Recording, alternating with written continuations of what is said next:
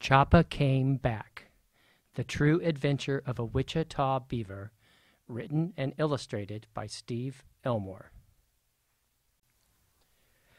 Copyright 2015 by Steve Elmore. Summary: A beaver raised in captivity escapes. Special thanks to Jim Mason, Connie Story, Don Burrow, and all the dedicated workers at the Great Plains Nature Center and the Kansas Wildlife Exhibit.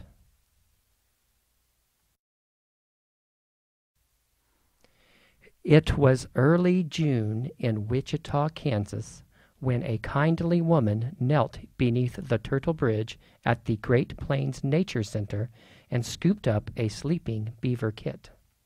She spoke softly as she looked him over. "Hi, little Chapa. You're too small and weak to leave by yourself." She took him to the Kansas Wildlife Exhibit at Central Riverside Park, where she cared for all the animals. She fed him and gave him medicine. Slowly he grew bigger, stronger, and healthier. Kit is the name for a young beaver. Chapa is the Lakota word for beaver. One day the woman said, "It's time for you to have a place of your own. Come on, Chapa, come on." The beaver shuffled behind her into his new home. He explored his den, swam in his own pond, ate his first meal on his dining rock, and played with his special plush toy beaver friend. Chapa loved to amble around his home, playing with or chewing on anything he found. He especially liked to chew on the steel mesh. The workers placed branches to block his way, but he pulled them out again and again so he could reach the mesh. One warm April day, he was once again chewing on the mesh when, ching! The rings that connected two sections suddenly popped free and a gap opened up. Curious, Chapa poked his head through the opening, then the rest of his body followed. He started exploring his new surroundings.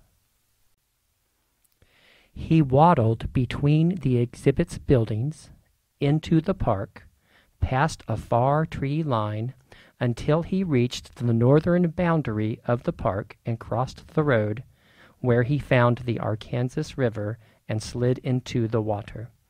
Yes, in Kansas this river is pronounced Arkansas. The woman came to work later and started tending to the animals.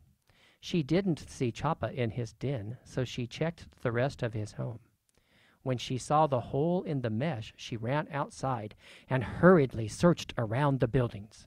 "Chapa! Chapa!" she shouted, but he did not come, as he always had. "We have to find him," she cried to the other workers. "Chapa has always been around people, and I don't know if he can survive out there on his own." The woman and all the workers started looking for Chapa right away. They walked through the park. They looked between houses in neighboring streets. They even borrowed a boat so they could paddle up and down the river. People in the community found out about Chapa and tried to help. TV stations and newspapers ran stories about him. Joggers in the park took pictures of beavers they saw by the river and sent them to the woman.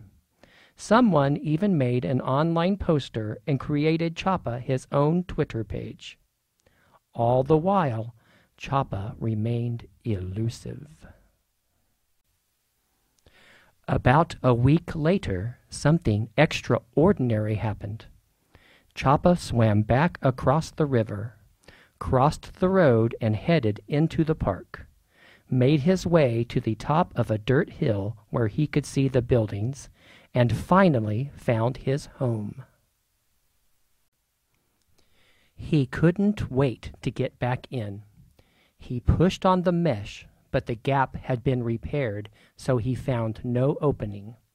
He started to dig downward, but he couldn't get below the foundation. He dug sideways, and before long he had created a trench all along the front of the mesh. One of the workers came to the exhibit and couldn't believe her eyes. Here was Chapa. He had come back all by himself and was working as hard as he could to get back into his home. Tears of joy washed down her cheeks. "Follow me, Chapa," she said as she led him toward the entrance. He shuffled along behind her into the enclosure. When the woman heard that Chapa had returned, she rushed to the exhibit. "Chapa, you're back!" she exclaimed as she hugged and patted him over and over. Chapa ate hungrily and slept a lot in his den the first few days after his adventure. As he recovered, he spent longer periods of time ambling around his home, delighting the exhibit visitors who had been waiting to see him again. Nobody knew why or how he found his way, but everyone was very glad that Chapa came back. Chapa can still be visited at the Kansas Wildlife Exhibit, as well as a variety of other animals.